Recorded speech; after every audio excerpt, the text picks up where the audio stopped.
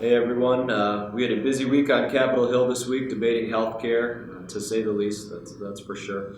I've been engaging with people throughout our community. When I've been in DC, I've been taking phone calls and talking through the issues with people on Facebook and at home. I've taken every opportunity to talk with people face to face. In fact, I think that was one of the things many people were surprised about this week is that when they called into our office, I was the one that was actually answering the phone call, so it was good to speak to many of you. I thank you for voicing your concerns wherever your concerns were. Since this plan was announced, my top priority has been listening to people in our community about how they'll be impacted by this bill. And I've not just heard you, but we've worked through the issues together. And frankly, I hope that we've all learned from each other. And the reality is that I reflected on in this time is that freedom and the fight for freedom, it's not an easy fight. It's something that many people fear.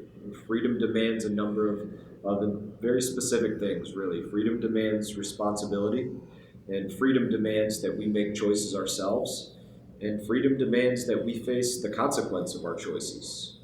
And I was struck by something that I heard said during debate this week. One of my colleagues, who was on the other side of the aisle during debate this week, he quoted Janis Joplin and her song Bobby McGee, and really focused on the last sentence of the first stanza where she says, "Freedom is just another word for nothing left to lose." And I was hurt by that. I couldn't disagree more about any statement. Freedom, it's not just another word for nothing left to lose. Freedom has to be the word which guides us as a nation. If we lose our freedom, it's because we've allowed the federal government to take it away piece by piece.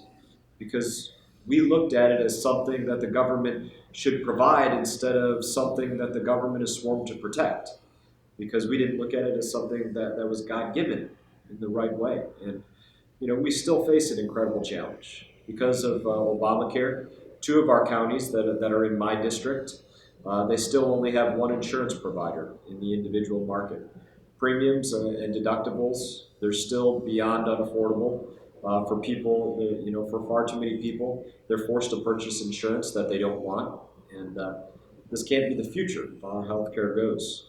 And one moment that also struck me that I reflected on this week, it came from a few weeks back, and there was a long 27-hour debate that was going on, and I wanted to experience what was going on in that debate. The debate was in the Energy and Commerce Committee, and they were debating this bill. I'm not on that committee, but I went in there and I listened to what my colleagues were saying. And for several hours, I listened as they went back and forth. Republicans telling stories about constituents that they have whose deductibles and premiums have gone through the roof and were crushing them because they didn't have the money to pay their deductible. And at the same time, Democrats telling their stories of constituents that they had who were helped by Obamacare and were able to find coverage. And the bottom line is that neither the Republicans nor the Democrats were lying about their constituents. Both sides, they were telling the truth. And this is the dynamic that we're trying to work through. And it's not an easy one to do. Now, I guess I'd say this, during my more than 12 years of service in the U.S. Army, and this is something that I said to my colleagues this week, I never went into a battle that was finished with just one single shot. And I never went in to battle where we had a perfect plan.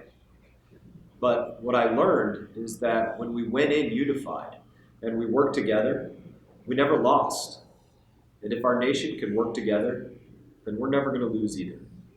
Moving forward, I hope that my colleagues on both sides of the aisle will join me in working to improve our nation's healthcare system to ensure that everyone has the liberty to choose the healthcare that's best for their life.